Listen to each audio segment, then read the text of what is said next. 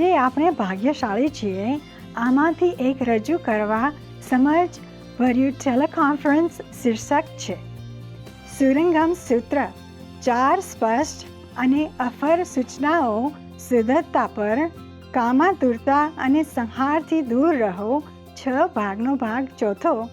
ગુરુ અને શિષ્ય વચ્ચેમાં જે અંગ્રેજીમાં આપવા આવ્યો હતો 22મી ડિસેમ્બર 2018ના રોજ.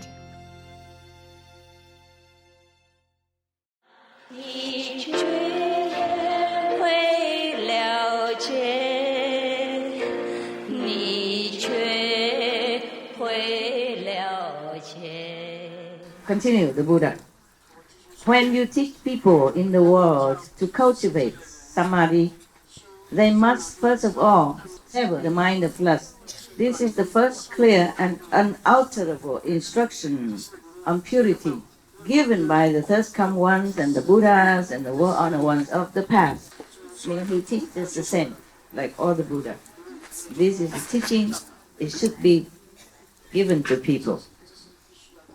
Therefore, Ananda, if cultivators of Chan Samadhi do not cut off lust, they will be like someone who cooks sand in the hope of getting rice out of it. After hundreds of thousands of aeons, it will still be just hot sand, no matter how long you cultivate. If your concept is not right, as the Buddha taught, then you will be nothing, get nowhere. Just like cooking sand and hoping to get rice out of it. Why? The Buddha continued. Why? It wasn't rice to begin with. It was only sand. Well, why do I know that? You know that, right? If we cook sand, it won't be rice. So, if you seek the Buddha's wonderful fruition and still have physical lust, then even if you attain a wonderful awakening, it will be based in lust only. With lust at the source, you will revolve in the 3 paths and not be able to get out. What are the 3 paths? Anybody remember? Buddhist? What are the 3 paths?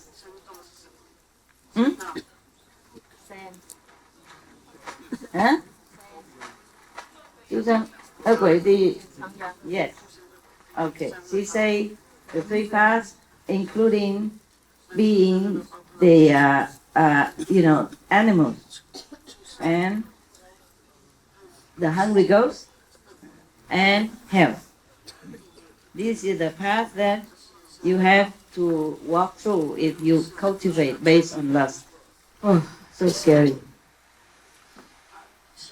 Not just like practice and then easy to become Buddha. There are so many traps around, and there are more. Look at all this. I mark it all for you here.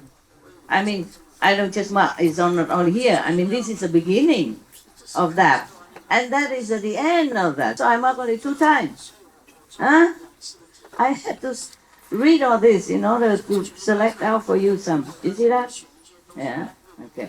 And this is not yet the January of the calendar. It's just December. All right. So the Buddha continued. With lust at the source, you will revolve in the 3 paths and not be able to get out. Which road will you take to cultivate and be certified to the first come one's nirvana? He asked. Meaning, if you continue to frolic in the lustful kind of attitude and mind, then you will not. How can you get to nirvana? He continued. You must cut off the lust which is intrinsic, inherent even, in both body and mind. Poor human. Then get rid of even the aspect of cutting it off. At that point, you will have some hope of attaining the Buddha's body. Hope only yet. After you cut off all the lust, meaning concentrating on avoiding all these lustful or thought or attitude or mind or thinking, then after that you still get rid of trying, meaning it become like your nature, okay? And you don't even think of trying to cut it off because you have no more lust and you forget about it already. Still, at that point, you still have some hope, H-O-P-E, hope, to attain Buddha body. Body means enlightenment, okay? Yeah. Oh, you want me to continue? Yes. Really?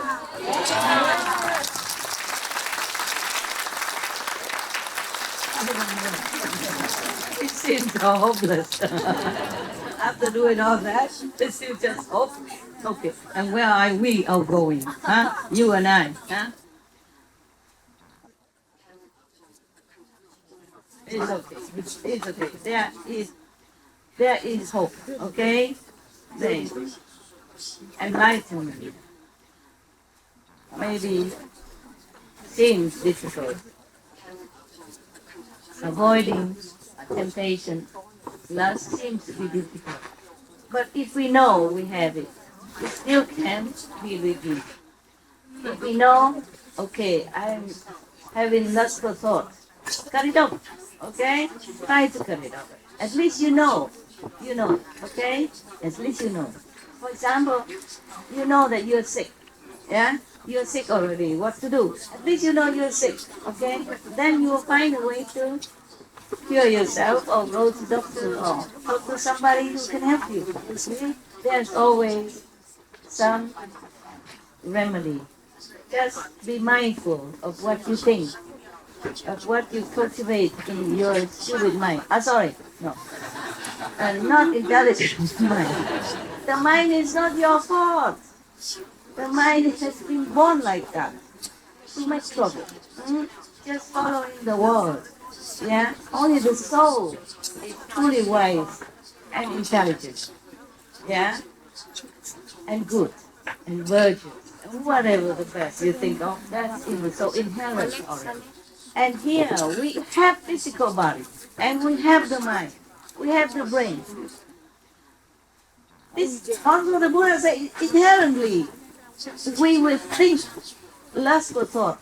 Yeah, the hormones, the society, infection, the example of others, the company we mix with, the work we're doing, the picture we see daily, okay, the people we contact. All these are there just to make us struggle. So just know that, okay, and try your best. Always think the opposite way. Remember the 5 holy names. Remember to pray to all the saints, the master to help you. Then it's okay.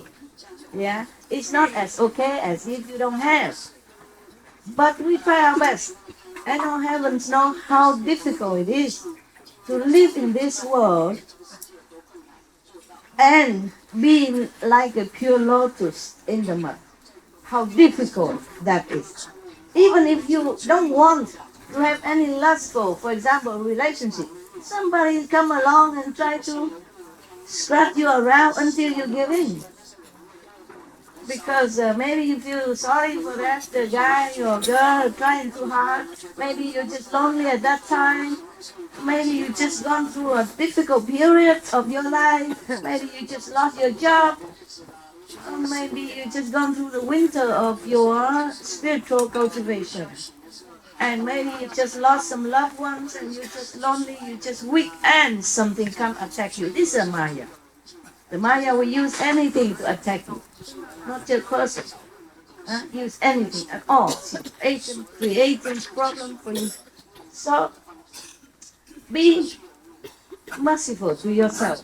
Just be aware, okay? Do not try to condemn yourself too hard. You're only human. We are only humans, okay? Well, I don't mean you are human. I mean you have human's body. And human bodies, human's brains are source of all illness. If we don't take good care and be alert and knowing what they're doing to us. Got that? Yes. Knowing our weakness. so we can forgive ourselves and strive to be stronger. Huh? Okay, not spoiling us, not indulging in our weakness. Then it's all right. Truly, I don't think God and Buddha would be so heartless, no compassion as to condemn us to the point, because we are really thrown into a sea, tied hand and feet, and had to swim to survive. It's like that. Just know it, okay? Beware, all right? Beware, and try to control it as much as you can. That's why all the other great people, they say the best victory is conquering yourself, because it's too hard. It's too hard. Yes. And then you must work for your life. Yeah, you must take care of your family, your parents, and every other things. They take all your time already. We have only 24 hours, and we need to sleep 8 hours, or more or less. And we have to cook, we have to go shopping, we have to eat, we have to take care of our clothes, we have to pay tax, we have to drive car to work, drive back, insurance. Oh, God. Truly, if I am still in the world, like you are, with husband, wife, children, I'm not sure if I could even meditate as good as you do. Good for Buddha that he left the whole kingdom, left for 500 concubines, yeah? 500, but that's a fixed number in India, I told you. That could be 200, it could be 50. I mean, a lot, many. They always say 500, 2,000, you know? 84,000, I explained already last time. Like that. So I'm not trying to condemn you ever, okay? I feel really, really that you are worthy of admiration and respect. I truly feel that way. That you're so strong, so tough. Such a world you live in.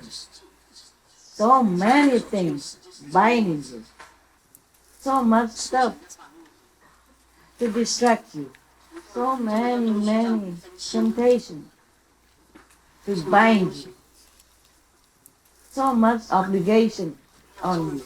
And you still want to practice and meditate, and go to group meditation, and go to charity events, helping me with SMTV, cleaning the ashram for everybody, etc. You really earn a place in heaven.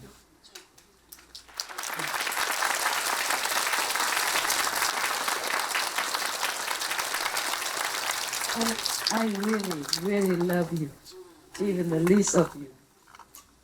Even you can't meditate very well, I do love you, because I know it's just a world. It's like that. I don't know how anyone can survive here so long with all this surrounding, tiring job and obligation and temptation and work and whatever, yeah. And physical body demand, and physical body weakness, and the mind's trouble, the mind's weakness, and the surrounding companies, not all of them are good for you. Yes. And once you make a mistake, it's difficult to go back. It just keeps binding you, and one lead to another. It's like somebody doesn't want to get married, to begin with. But then he or she got married, somehow got married. And then it's not ending there, had children, and then work harder. Yeah, work harder. And more anxiety, more worry because of the kids, because of love for the kids. I don't mean that is a bad thing to have children or anything. What I mean is that it probably wasn't the thing you want to begin with. And then you pass into it, and you can't get out. Just get more and more trouble. More children, and then later more grandchildren, and more whatever. And then the in-laws together, and, the trouble that brought with. It's a package deal. It's a package deal. It's not just one person coming to your life. It's many things. The wives and husband friends, the wife and the husband family, wives and husband, other not too good company, yeah, etc., etc., etc., etc., and the colleagues and the boss. Oh God. I really think you are tough guys. Tough. You are made of iron. I should call you iron initiate. How you do all this? I don't know. I had only 7 dogs and several, maybe tens of thousands of disciples, and I'm already very tired. And how you do all this? And disciples are mostly very good. Yeah? All right. No, I truly, really, really love you because I know what you go through every day, every single day of your life. Even if you try to avoid one, you will get another. The Maya is always around. He never leaves you alone. He doesn't leave me alone. He can't mess up with me. He mess up with my, attendant, assistant. Actually, dog's assistant. Every day. Every day. If I cannot cry, I just laugh. What else to do? Cry and laugh is same. Same situation. Yeah. You're in prison already. You cry or you laugh, what would you do? Still in prison, right? Make no difference. Just as I told you. Yeah? I wear high heel and I stand up. Still make not much difference to you. You don't see me much. Right. Now, I told you, I talk a lot. You need a calendar now? Huh? Hey, it's all your fault. You don't want me just to read it. You want me to talk? Never mind, we have fun, okay? We have fun. Yeah, whatever. Okay, huh? You already have training method. You already know the 5 precepts. What else can be wrong? And you want to see your master. Can it be wrong? No, right? So she has to sit here so you can see her, right? And if you cannot just sit here for just look for her to talk also. Entertain you, huh? Yeah, you should be lucky to have some entertainment master, no? Yeah.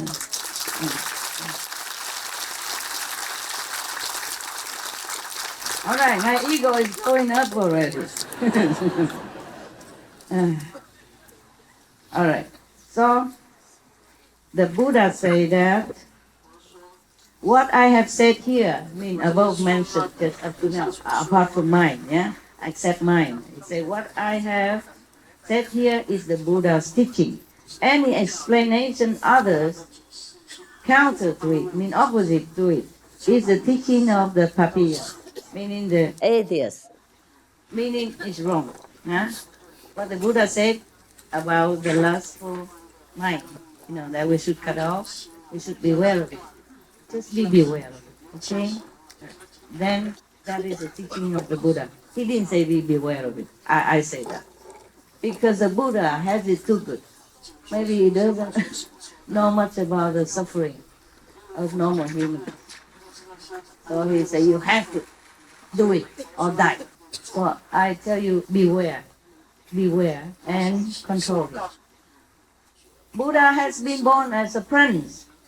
And he has been a Buddha forever. He's a tough guy, right? Prince, muscular, and 500 concubines.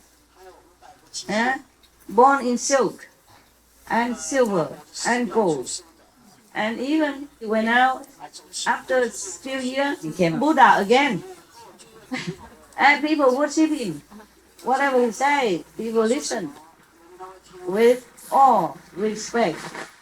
Yeah? So he probably never had to work all his life. Of course, it's his good karma, good marriage. You could cultivate. Well, and then you can become a king and then a prince and a Buddha like that. If you cultivate what the Buddha said. Okay? Right. So the Buddha has cut off his tie with the world as a As a prince, he was so well protected. He lived in luxury. Yeah, he lived in protection, love, and respect, worship, whatever you want, he got. Huh? Until he went out and saw the suffering on the street, then he would wake up. But even then, he went to become a monk. Huh? Also, it's not like you have to go out to work, fighting with the world for some morsel of food and a few dress on your body. That's a different suffering. But the Buddha has been determined to be enlightened in order to help sentient beings. That was also a very hard job. But it's a different. He doesn't roll in the traffic jam every early morning when your eyes still not open, just to go out to work. Otherwise, you don't have bread on your table. And at that time, he doesn't have to breathe pollution air like the way we do now, which contaminates our body, weaken our resistance, blurring our mind. We have all this now. You have all this now. Apart from other hardship you have to endure every day in your life. So if the Buddha were born again in this lifetime,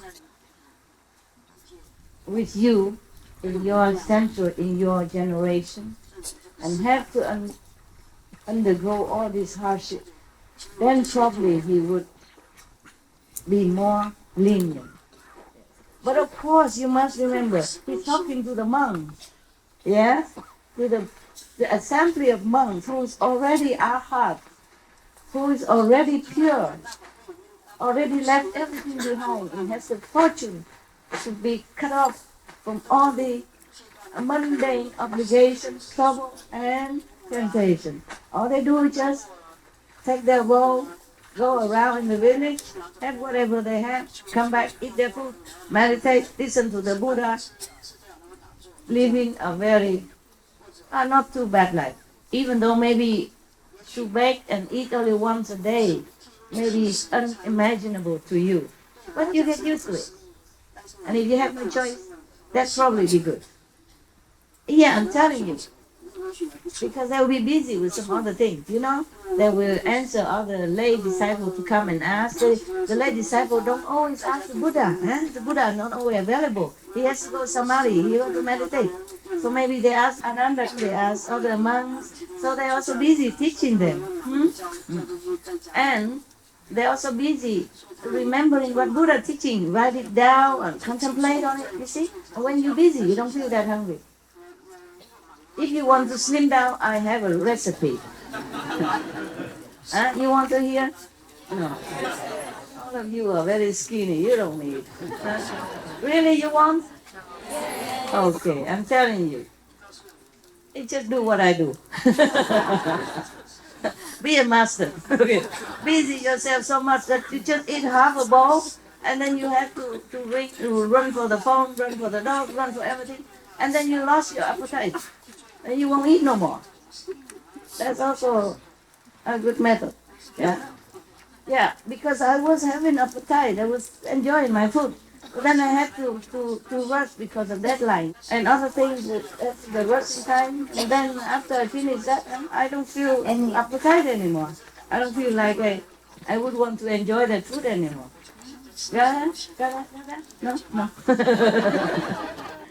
Okay. Some of you would have had similar situation, right? Yes, huh? Yes. Don't tell me that I don't teach you everything. I do. Even to how to slim down. Hôm nay, chúng tôi hân hạnh được trình chiếu một trong những bài thuyết giảng sâu sắc với tựa đề Kinh Lăng Nghiêm, 4 lời minh huấn về tánh thanh tịnh, đoạn tâm tham dục và sát sinh, phần 5 của 6 phần trong tiết mục Giữa Thầy và Trò được giảng bằng tiếng Anh vào ngày 22 tháng 12 năm 2018.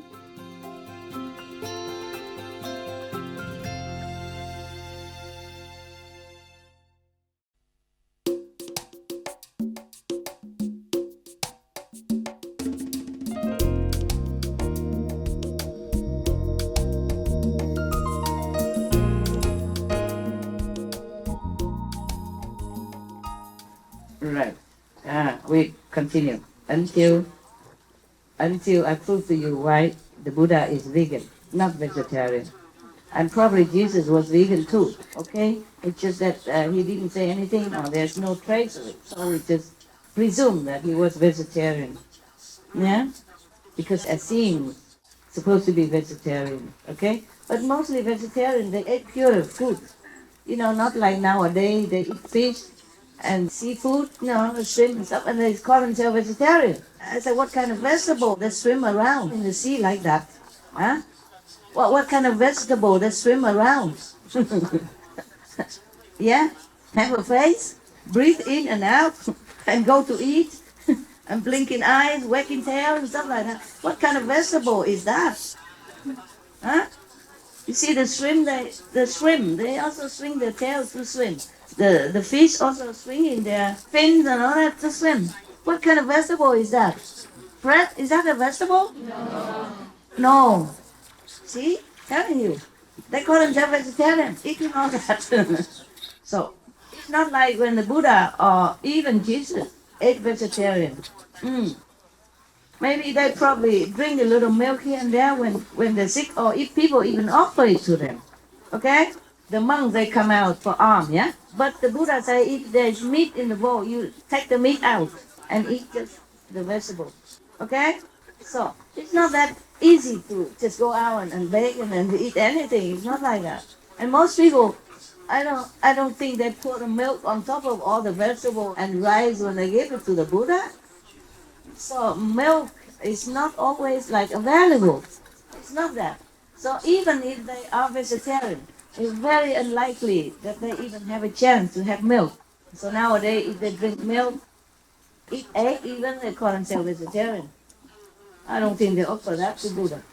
Even offer the Buddha say, take it aside. I will show it to you soon. You know why? I tell the SMTV staff to change the Buddha into vegan, not vegetarian. I will keep it. The calendar is still on. Yeah, you're a master, huh? And talk, huh? Ooh. I can also go back to my room also. You know. I wasn't really like very enthusiastic to come and talk to you. Of course you were here already. I feel I should, yeah? But I was very, not very strong. Not very like, whoa, you know, I'm going out to talk now. Buddha, no, I wasn't very good, okay? A lot of working, rushing before the retreat so that I can go to the retreat. Even at the last minute, this early morning, 4 o'clock, they say send documents for me. And I worked until, I don't know, 8 o'clock, 8:30. I mean, all night already. I thought 4 o'clock I can go to take a rest. No, cannot. Hey, even I'm on retreat and they still send it to work.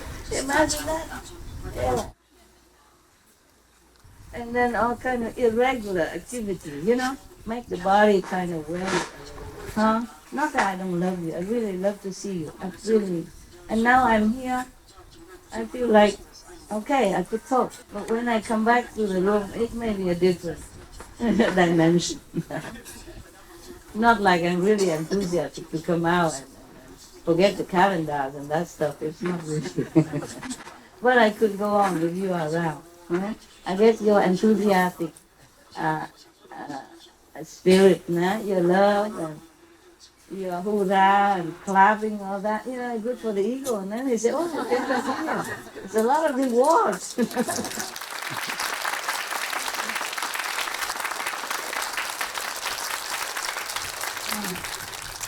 I'm just kidding. I just love you. That's the only drive, okay? That's the only drive that makes me drive this body. Yeah. How can you keep driving your body for so many days on end without sleeping and eating just something? Or not eating, you know, how can you drive your body like that? It's only love that can do that. Yeah? Only love, I think, that can do that. Love drives it.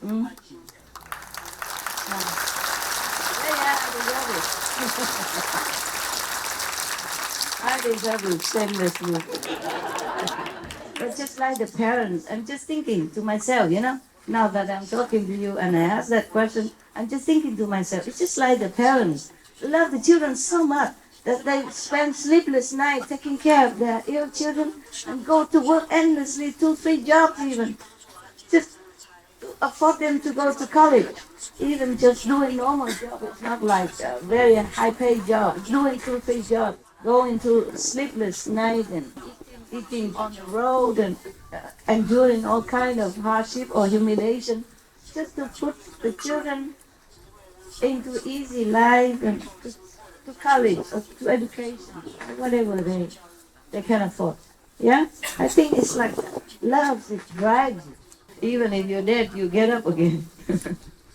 Could be. So even when I'm coming out, talk to you, or when I go out on lecture tour, the way I talk, people will think, oh, she loves this job.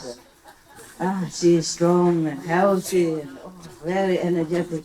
It's not 100% true. It's not. All right, continue. Further, Ananda, if living beings in the 6 paths of any mundane world have no thought of killing, he explained further what's next, okay? After lust, what's next? That drives beings to migrate, yeah? Again and again in this vicious circle of life and death.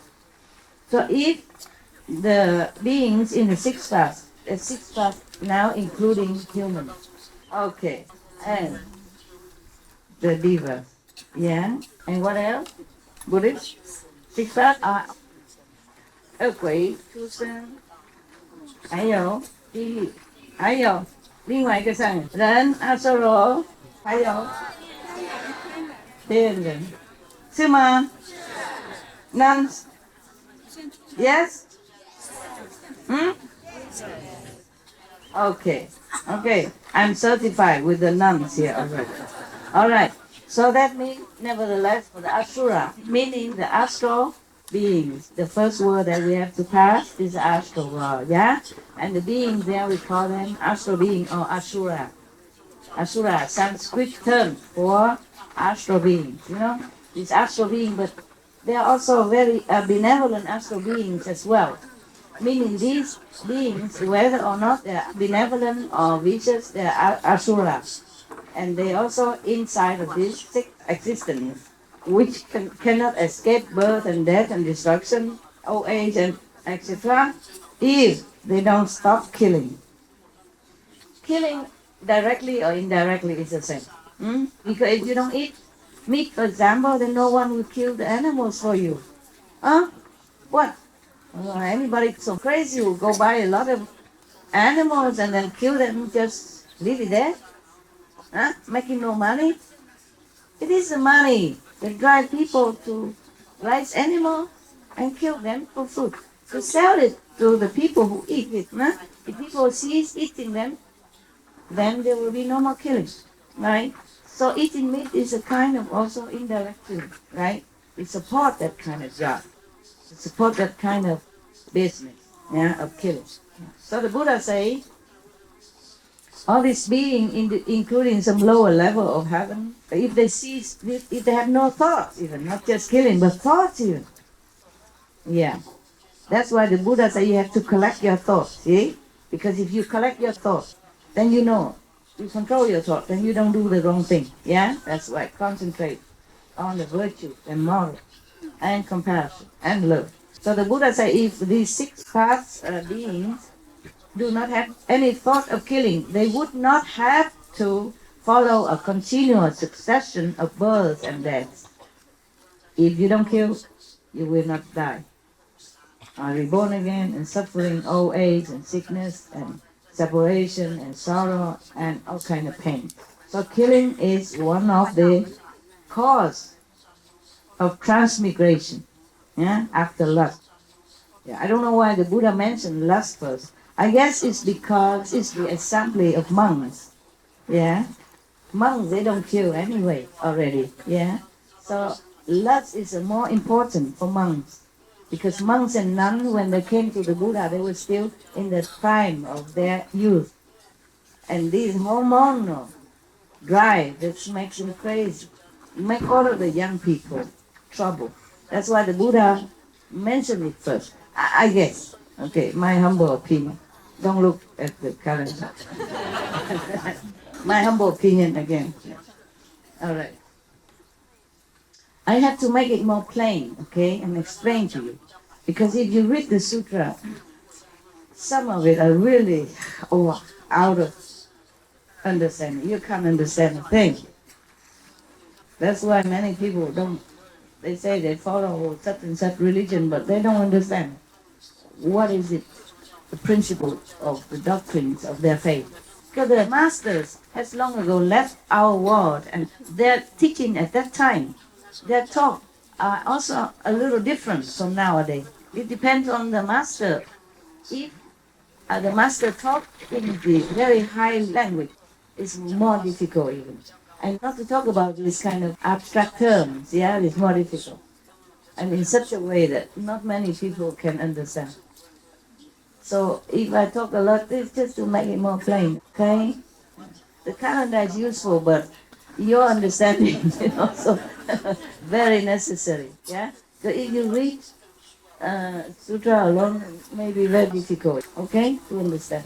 Sometimes I read it a little different in a plainer language. Your basic purpose of cultivating samadhi is to transcend the wearisome defilement. But if you do not renounce your thought of killing, you will not be able to get out of the dust. The Buddha means after lust, if you already conquered the lustful mind, but still you already cut off defilement in one department.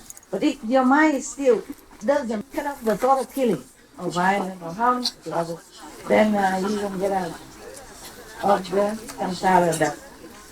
Samsara, this world dust. Okay, meaning it's rolling again and again in the dust, and carrying this dusty body, which is made of dust. Buddha say like that, meaning you can never get out of the physical existence. This is dust. Anyway, I decorated a little bit to make it beautiful dust, but it's still dust. Just to make it pleasant to your eyes. I don't know, I keep asking heaven, I'm older now. Can I just wear every day plain, like gray, brown? Oh, you know, like those dim yellow, dark and red, even if red. Can I just wear two or one kind of color every day? You know? They say, no, carry on your usual self. Speak in English like that. You yourself.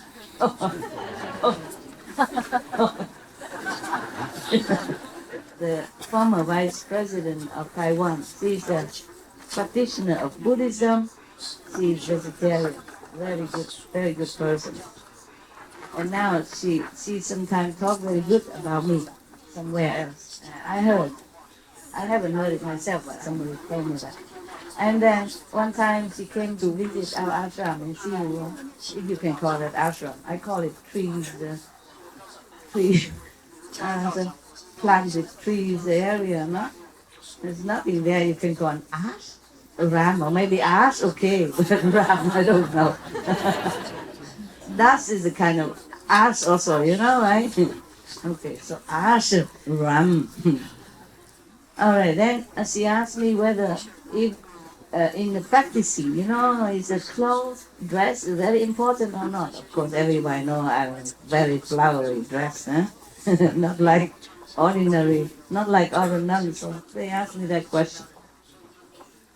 I think all the disciples of her or follow her don't dare ask her. She asked them. They say, is it important, the dress, if you're practitioner, you know, nuns? I say not important, of course. But it is very good to wear nuns and monks' robe. People leave you alone. At least they don't come and flirt with you. They don't try to tempt you. Then you cut off one of the temptations. The less the better. And then you don't have any hair anymore, then you don't need a comb. Save a lot of money already. So the comb sometimes broke. You don't have to buy new one. And you don't have to wash a lot. And even if you wash, you don't even have to worry about blowing. Then you have another hair blowing machine. Yeah, it's another expense. And cumbersome, luggage. And also, what else? And you don't have to watch it very clean or not clean. It doesn't look so much difference because it's gray, brown color, you know, or black. Yeah, I don't see much of the of the stain. Yes. And everywhere you go, you just take a very small suitcase. In the Himalaya, even after some years already, I still carry just a very small, those that the monks and Buddhist monks and then carry around them. Yeah, small bag. Shoulder, carry. And I put my second clothes in it. And when I was in Himalaya, I wear only white, simple, Punjabi dress. Only two. Very simple. So I'm glad to come here, so I can leave those behind at least. And then now they bring it here. I did not say anything. I did not want to. I just bring a few, and I thought that's enough. I can keep changing. No, they brought some here. I'm telling you. You cannot run away. If you want one banana, you get the whole tree. Okay, never mind. I go with the flow. They make lemonade out of lemonade. But wearing monk and undrop is very nice. Very comfortable. The color, it's just gray. Make you feel very comfortable. Like homey, yeah? When I wear those in other time, I feel very comfortable. You don't worry, you feel very comfortable. Light, simple. Yeah. I just feel homey, yeah? Somehow. The color. Brown, dark brown or gray, you feel very comfortable in it. Try it. Next time. Or maybe it's just your attitude. You just want to be simple, it's different. Maybe it's not the clothes, yeah? One time when I was younger, is the calendar still there? When I was younger, I was in Germany. I talked to a monk, he's a very virtuous monk. He was already 60-something at that time. I was maybe 29, 30 at that time. I asked him, I want to become a monk. Yeah. He said, why? You're doing well in the world. You're helping the Buddhism, you're doing good for the temple. And you help the monks and the nuns. You're doing well. You don't have to be a monk. And then I said, but I like it. In the world, we have to wear different clothes, to go to work and change, nothing complicated, yeah? Oh, you're laughing at And he said, you don't know. Some monks also complicated. He said to me, just wearing the clothes, simple clothes, doesn't make you simple. They say like that. I just now remember, and it could be true. It could be true. But at least it's simple physically. You don't have to have a lot of luggage to take care of that. Yeah. Oh, moving house is really tiring, Just the other day I had to move something here, yeah? Because you are here, So I have to move some of this theater weapon stuff. Yeah. Move here. And I had to do it all alone. Because I don't have... In that situation over there, I cannot ask anybody to help me. Also, maybe they don't know what I want, okay? So I have to do everything myself, sorting things out, and then pack it, and then I have to select this and that, and I thought, oh, can I do all this? Oh, can I? Very tired. Too bothersome. And I remember with kind of sadness, regretfulness, when I remember the time of Himalaya, when I have only 2 pair of Punjab clothes, pajama like, and of course some inner clothes and socks. That's all I had. And go all the way to the Himalaya, and cold weather. But when you walk, you're very warm. All the people who were on the horseback look at me like I'm a saint, Yeah, insane. Yeah. Because a girl go alone in India is not safe, you know that? And the only 2 pair of clothes, a thin cotton, the Indian cotton. And only 1 pullover, but I don't ever wear it because I feel hot when I'm walking. All day I feel hot. Even when the rain make my clothes wet, I still feel very warm. And the snow is still abound. The month of May is still a lot of snow around. The army has to cut through the snow in order for the pilgrim to walk. It's like two walls of snow over both sides of you when you walk. Like the wall of snow. In some part, yeah? Anyway, it's still cold. I never felt cold. That's why some people, they look at me and they come and want to take me home to worship. And then one guy wants to marry me, remember? He's younger, he's not graduated as a lawyer yet, and he wants to marry me. I was already 30. 31 or something. I said, I'm married and I'm older than you. She said, doesn't matter. It doesn't matter at all. No.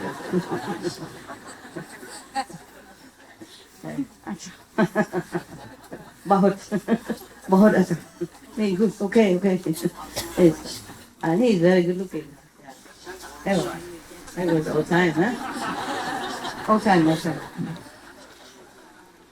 I didn't fancy him, don't think about it. No, I'm just telling you. I'm just telling you, it's the truth. Just for fun. Just for fun. I guess they think I am kind of holy or something, yeah? A girl alone, Asian, so small, and skinny, and walk alone with one stick with a sleeping bag, and the clothes I put inside the sleeping bag, one pair of clothes, and the pair I wear, you see? And put over also inside the sleeping bag, and I rolled it. So it looks like I have no luggage at all, just a sleeping bag. So they think I'm a kind of, magical power, powerful something, deity or some kind, manifesting just to test them or something. The Indian people are very pure. Yeah. No, if they walk down from the horse and walk like me, then they don't need anything more. So even though one may have some wisdom and manifestation of chant samadhi, if you meditate, you have some wisdom come out of it and some samadhi. But if one does not see his killing, one is certain to enter the path of spirit, meaning kind of ghost and demon, low diva, not Buddha, not Bodhisattva, not sainthood. So he say further, at best, the best for you, even ever, that a person will become a mighty ghost. Wow. How awesome. Mighty ghost. If, on the average, one will become a flying yaksha. Oh, at least you can fly. Yaksha. Meaning a ghost leader or a kind, okay? Just a ghost. At the lowest level, one will become an earthbound rakshasa. Called like ghostling or something like that. Anyway, kind of ghosts. You're different kind of ghosts, they're all ghosts. Now you know why. The Buddha, the war honor one, the enlightened master, he said that. If you don't cease killing, meat eating, blood drinking, then you will become ghosts. Mighty ghosts even, can fly, fine, but nothing else. Right. So beware, yeah? 5 precepts, yeah? No lying, no stealing. Yeah? It's coming next. The one lying coming next. These ghosts and spirits have their groups of disciples. Also, even have disciples. Each says of himself that he has accomplished the unsurpassed way. It's the same like the other one. After my extinction, meaning the Buddha, Nirvana, in the Dhamma ending age, these hordes of ghosts and spirits will abound, spreading like wildfire, as they argue that eating meat will bring one to the Bodhi way. They argue, these ghosts and spirits, they say if you eat meat, you still can, you will go on the Bodhi way, meaning you go in the Buddha's direction. You will become the Buddha. My God, what nonsense. How can anybody believe that? But somebody does, huh? Obviously. Okay. You want some more? Yes. No? Okay. Until midnight. Max, okay? 27 minutes. You can make use of the calendar sometime. Hôm nay, chúng tôi hân hạnh được trình chiếu một trong những bài thuyết giảng sâu sắc với tựa đề Kinh Lăng Nghiêm, 4 lời minh huấn về tánh thanh tịnh, đoạn tâm tham dục và sát sinh, phần 6 của 6 phần trong tiết mục Giữa Thầy và Trò, được giảng bằng tiếng Anh vào ngày 22 tháng 12 năm 2018.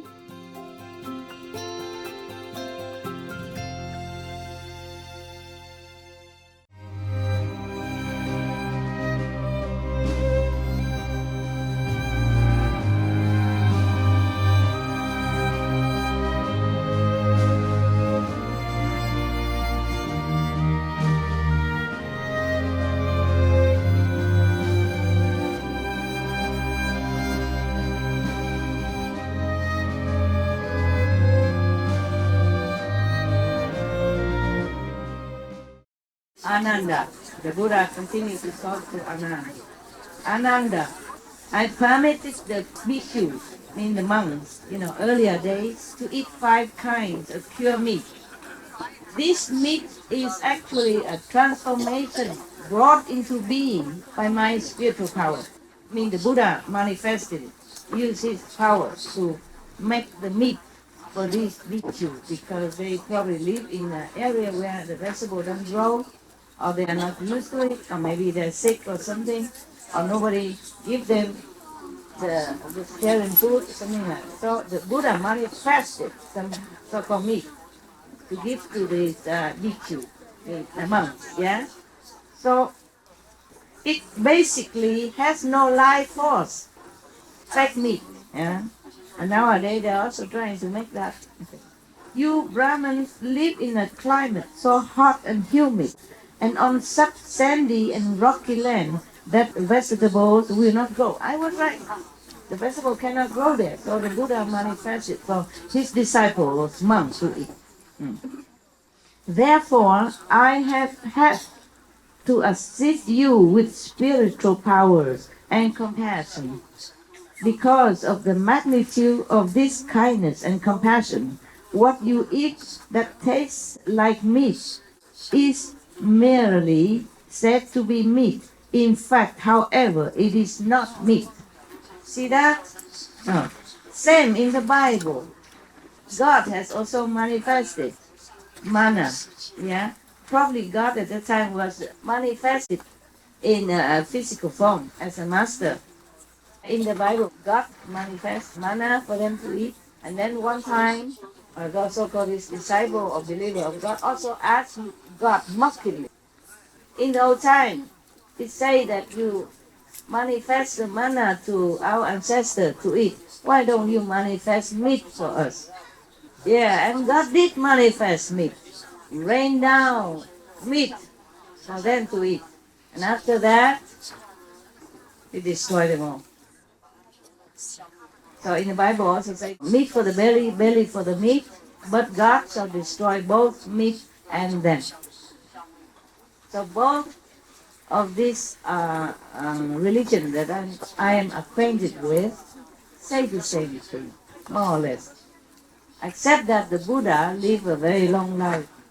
He preached over 80 years, so he can tell many things that we know.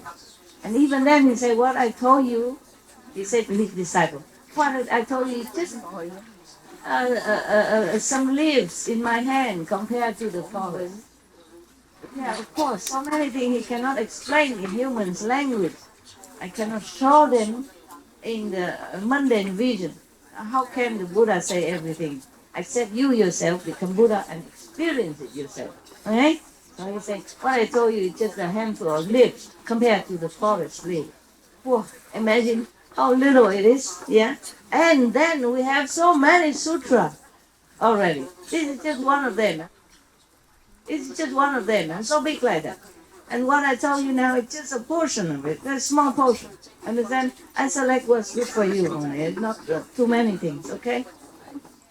All right, but if I have time, maybe I check out more, whatever, maybe good for you, okay? Or maybe the other sutra, like Lotus Sutra. Other sutra also very, very good. All the Buddhist sutra are very good.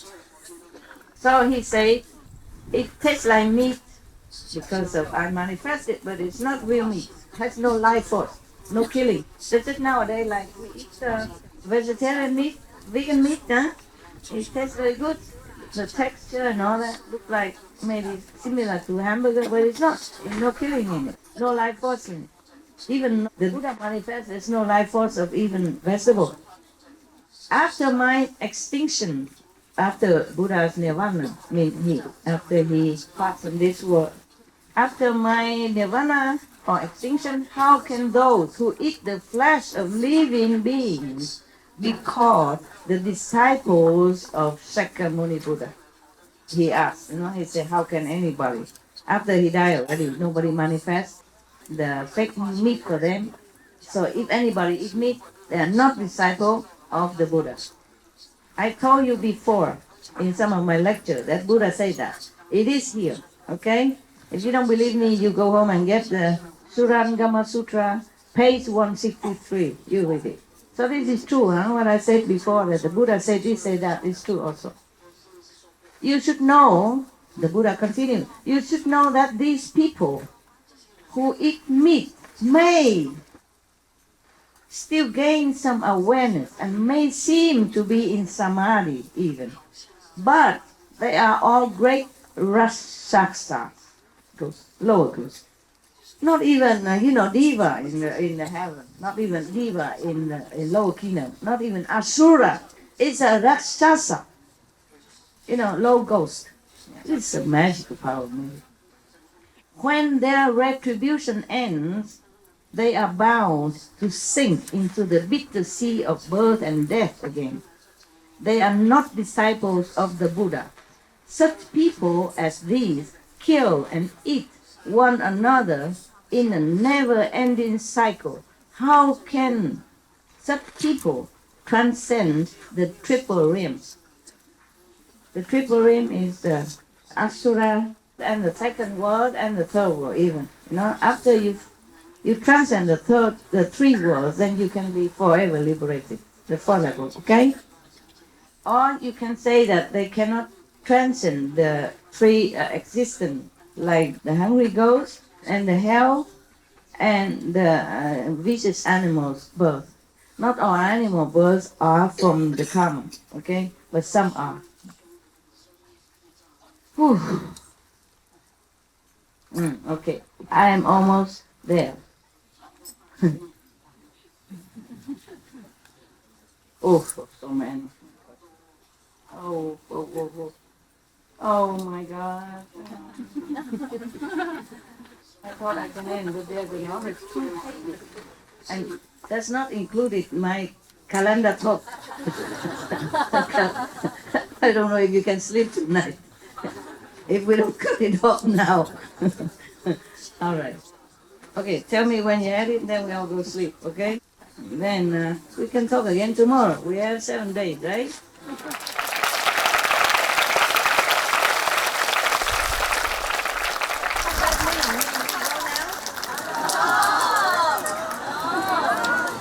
That's why you're clapping. You confuse my ego now. What is it? You like me talk or you don't like me talk? Yes or no? Yes, don't like? Yes, like. Okay, I know. Just joking. I know what you like. Yes.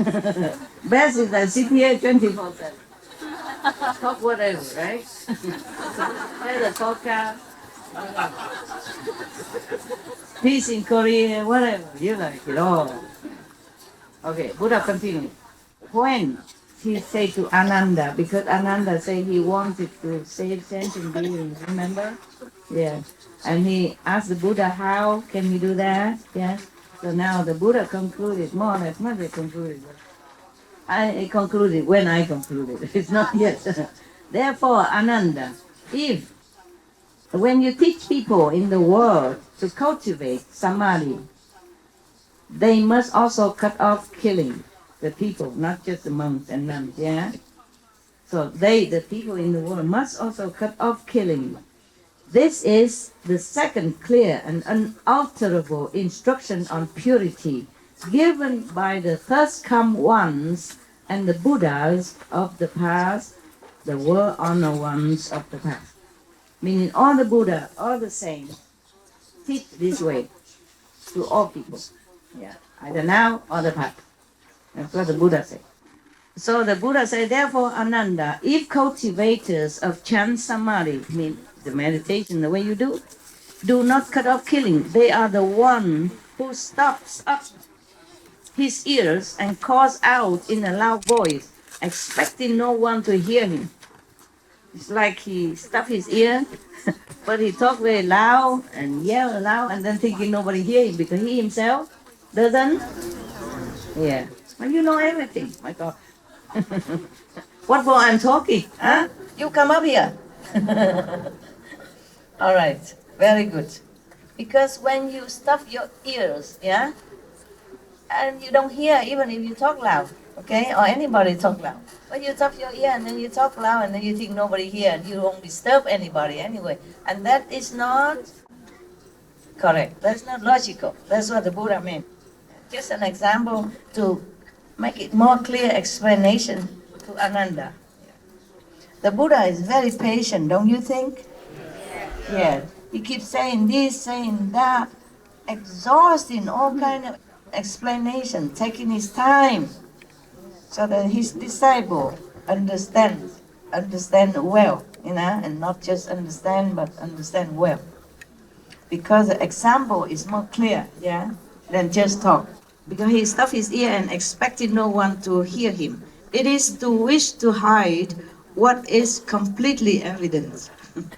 Say it is very illogical that you eat meat and you will become Buddha. How can you kill someone and live? Eternally. That's what Buddha means. It's not reasonable, not logical. So, bodhisattvas and bhikkhus, monks, who practice purity will not even step on grass in a pathway. Even less will they pull it up with their hand. How can one with great compassion pick up the flesh and blood of living, moving beings and proceed to eat it to his fill? The monks in Hinayana Buddhist country, such as, some of the Asian countries, they are in the Hinayana way of Buddhist life, or Buddhist monk. You wouldn't think that they eat a lot of meat, but it's not like that. Except the monks and who has many followers, and maybe they bring meat to the temple and offer it to the monks. Otherwise, they go out every day, once a day in the morning, just to go for alms, and the people give them whatever they eat. Okay? I saw that it's not much meat on. I don't see meat at all. I just see some rice and vegetables. And to be a monk like that, eat once a day, and go out beg for food, and eat whatever people give, is not a very comfortable life, physically speaking. Okay? So it's a very hard practice, very high discipline. I saw them using their hand, like the people who offer food, they don't just use spoon, Outside, when these monks from other Asian countries come out to beg for food, people just use their hand and take some a pinch of rice and put it in the bowl, because they go in a whole line of monks, yeah? And mostly I see young monks, children monks come out. And they use their hand, God knows if they wash them or not. They use their hand to pick the rice from their pot and give one pinch to each monk. And to the next one, the other would give some vegetables. And I don't know how much they get in a bowl from that. But it's not seem to be a lot. So if you think to be a monk is an easy job, a lazy job, just don't want to work and go out beg for food, it's not true, okay? Even the Hinayana monks, they don't just have a good life like that, the way you think, okay? Come out and beg for food, and people just use a hand to the pick and give it to you like that. Some use spoon, but not all. I saw it. It's require strength, discipline, and strong faith. May the Buddha's blessing as well. Because these Asian countries, they followed strictly the Buddha's way.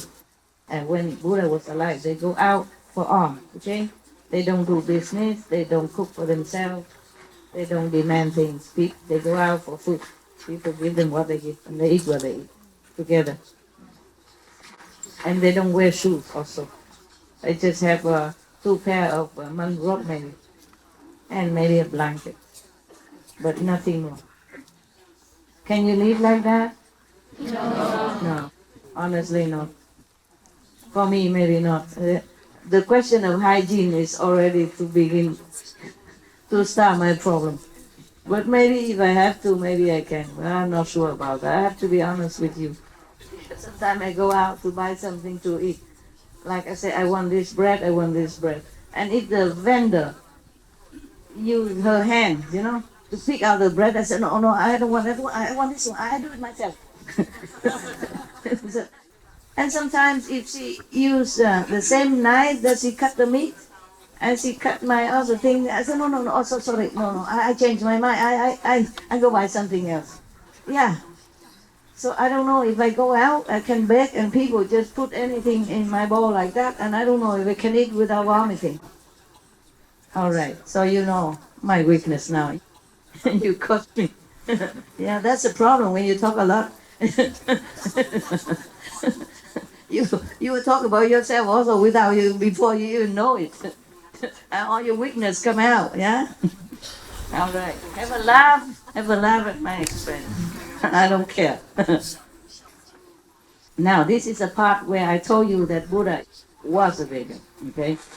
He said, bhikkhus, mean monks and nuns, bhikkhus who do not wear silk, not even wear silk, or leather boots. At that time, the Buddha already so clear.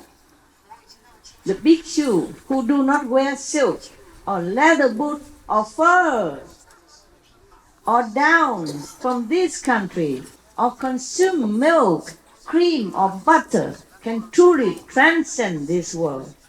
Hear that. That's the talk of the Buddha. He doesn't even drink milk. He don't wear silk. Some monks are offered silk robe because silk can repel insects and give you comfortable feeling summer or winter. Yeah. But it's made by that silkworm. Understand? They put the silkworm in the boiling water, alive, and get the cocoon. After that, well, if you know all these kind of things, you don't want to wear anything. Do wear something. What I mean is those luxury stuff, fur and all that. You see, they cut the seal to death, the baby seal to death, bleeding, and then get their fur. What for? You can wear anything else and keep warm, huh? And pretty. All right, now, do you see that? So the Buddha say, if the monks who don't wear silk, who don't wear leather boots even the leather boots are not, much of the cruelty. Yeah, it is, but they already kill the cows or the animals to eat flesh, and the leftover they use, like the leftover, the discarded part, like the skin they don't eat, yeah, they use it to make boots. But even then, the Buddha said, don't wear it. Not to talk about killing and eat it, yeah? Eat the animal, alive or dead. So, do not wear silk. The bhikkhus, he talked because this is all the monk that he was talking to, yeah? But even then, even a monk who already renounced all the comfort in the world, family, wife, kids, money, fame, profit, renounce it all already, yeah? Already have a lot of merit, virtues, and already gained a good teaching with the Buddha, staying with the living Buddha every day. Still he tell you, don't eat meat, don't wear silk even, don't wear leather boots, don't wear down, from the pluck the feather from the birds, don't wear down from this country. Don't consume milk, don't consume cream that's made from milk and butter. Then you can truly transcend this world. You see what I'm saying? Yeah? Not just I say, the Buddha said it. Here, I mark it with the star.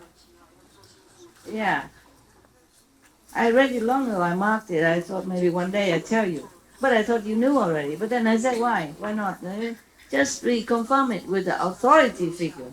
Maybe you believe it more. Oh, at least some people outside, when they watch my lecture, maybe they can believe more and leave the animals in peace. So, the Buddha continued, when they have paid back their past debt, they will not have to re-enter the triple ring ever again. If you don't wear silk, if you don't drink milk, if you don't take cream, if you don't wear down, if you don't take butter, leather boots, then you never have to enter the circle of life and death again. Okay, now, why? The Buddha asked, why? It is because when one wears something taken from a living creature, one creates conditions with it. Just as when people eat the 100 grains, their feet cannot leave the earth, cannot leave the ground. Yeah? Both physically and mentally, one must avoid the bodies and the byproducts of living beings by neither wearing them or eating them. I say that such people have true liberation. Bravo, Buddha. Thank you very much.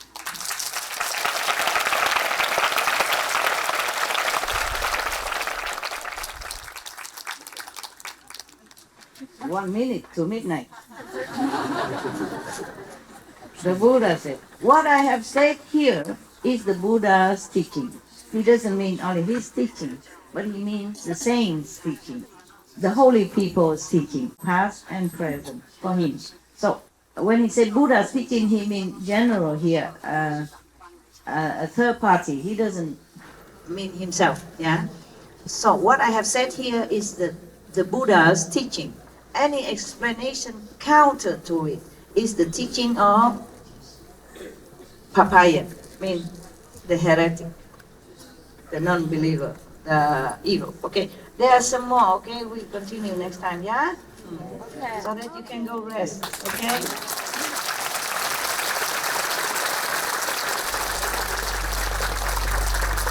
Explain more about the precepts.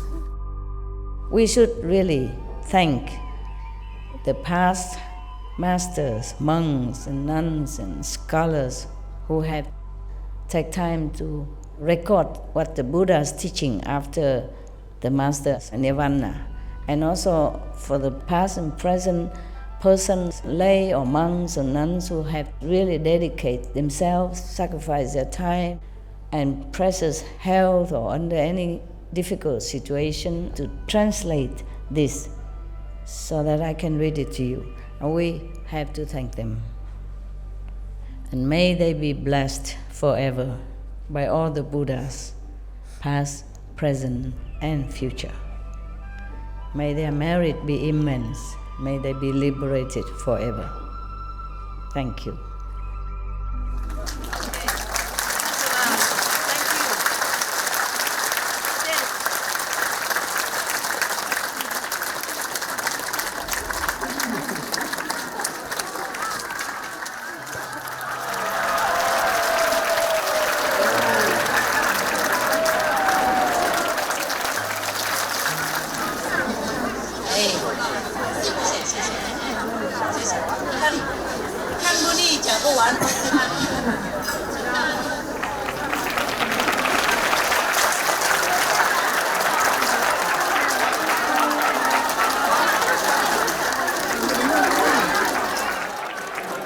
We love you, Master. I love you, Master. Thank you. Thank you, Master.